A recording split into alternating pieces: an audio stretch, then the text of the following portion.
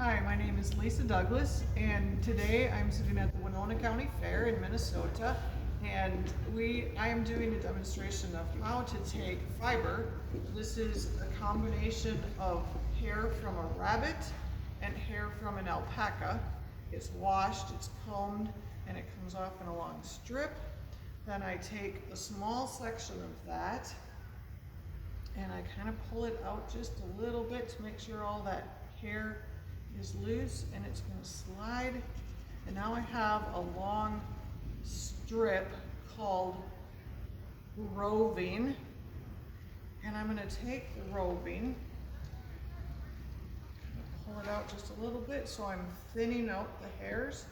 And this is my spinning wheel. It's about 40 years old. It's not an antique, but it basically works exactly the same way that spinning wheels have worked for 200 or 300 years.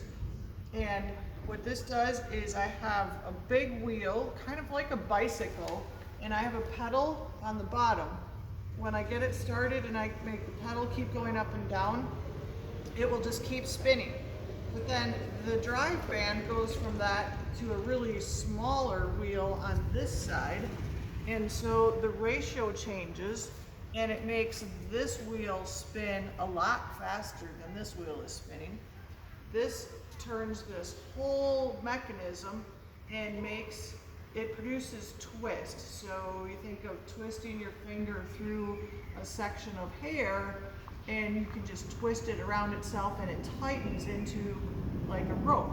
So this is what I'm doing here. I'm going to start, get the wheel going.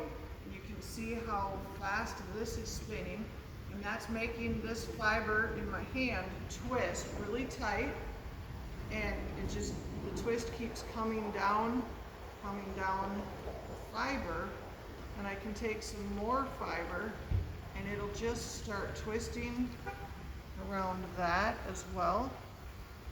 But I only let a few hairs kind of go into the twist at one time, and it starts to make a much tinier or narrower, but pretty strong. So if I stop this and I push on the string, you'll see even just that little bit of twist makes this piece much stronger than this piece.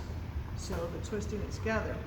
Then when I get a whole bobbin full, I'll take 2 bobbins and I will let them go in together, but the wheel will spin the opposite direction, and then your 2 little ropes will twist together in one bigger rope. That's called a ply, and it'll look kind of like this. And then this is what my finished yarn will look like. I'm spinning a pretty fine yarn. It's still heavier than a thread, so I will probably put this on a spinning wheel and make on a loom and make something like a scarf to wrap around my neck.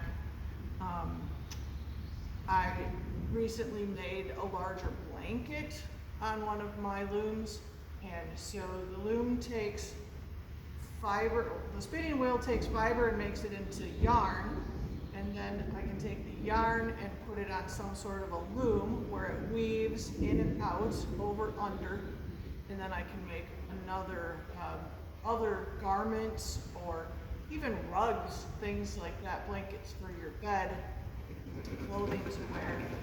And in colonial America, this part of the process, the whole family had jobs to do, and by the time a girl was about 6 years old, she would be an expert at this part of the process. She would learn how to spin and help the family because everybody had to be working. Now, I could spin, or 7 people could spin yarn, and it would take that many people to keep up with someone who was working on a loom weaving cloth. So making the cloth is faster. It's still not a fast job, but faster than what I'm doing. So that's why the younger kids would have had to learn this process, because everybody needed to help. It takes takes many, many hours to create the yarn that I'm going to use to make something else. So if you had 2 sets of clothing, you would probably have one that was your everyday set and one that was your dress-up set. Then you could change clothes and wash one, wear the other one, because it took a long time to make your clothing. Okay, thank you very much.